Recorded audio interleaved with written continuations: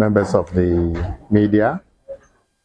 You know that STC matters have played in the media over the last couple of weeks, and we thought that we would use this opportunity of this signing to comment on some of those issues that have interested you, the media, over the past couple of weeks. Now, I'm happy to report that the petition from our union about the appointment of a new deputy managing director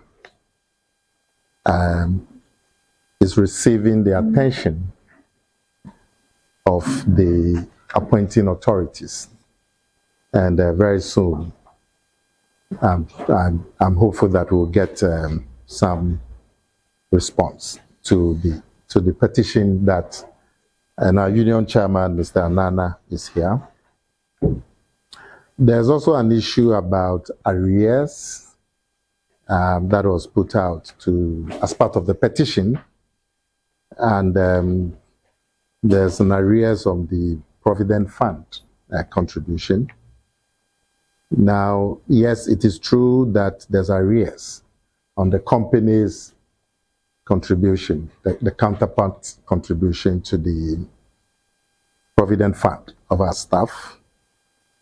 Yeah, about 6 years now. The finance people are here. Now, we have to point it out that these arrears are legacy arrears. They date from 2011, about 14 years ago.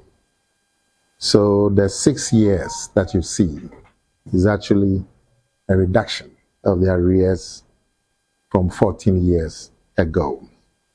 And indeed, the clearing of these arrears would have been much faster if we hadn't gotten into the difficulties that we face, the operating environment of COVID, that reduced our margins drastically. Otherwise, we would have made a lot more progress in clearing these legacy arrears on the Provident Funds. There was also an issue about the Senate contributions. The impression was that the Senate arrears amount to 6 million. Yes, these are also legacy arrears dating back 2013.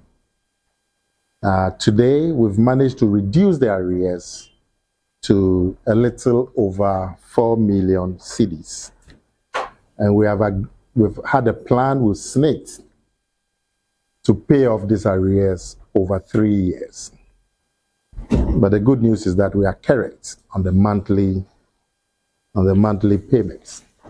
And also, the retirement of these legacy SNIT arrears would have been much faster if we hadn't run into the difficult operating environment between 2020 and 2023 as a result of COVID.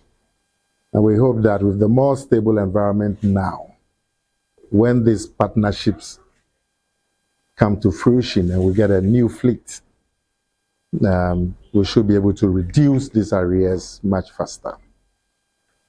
There's also an issue about the fleet strength. And the impression was that we only had 39 buses operating. Now, the ages of our fleet are quite advanced. The Scania buses that we have are 9 years old, and the Daewoo buses that we have are 5 years old. Now, by our fleet policy, these fleets are due for renewal.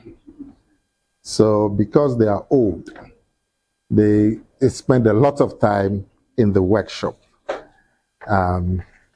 So depending on how quickly the workshop is able to bring out the buses, the fleet availability will differ. And as we speak, the STC's own fleet availability is 52 buses. It may go up tomorrow or it may go down tomorrow, depending on the number of buses that go to the workshop and how fast the workshop is able to acquire spare parts.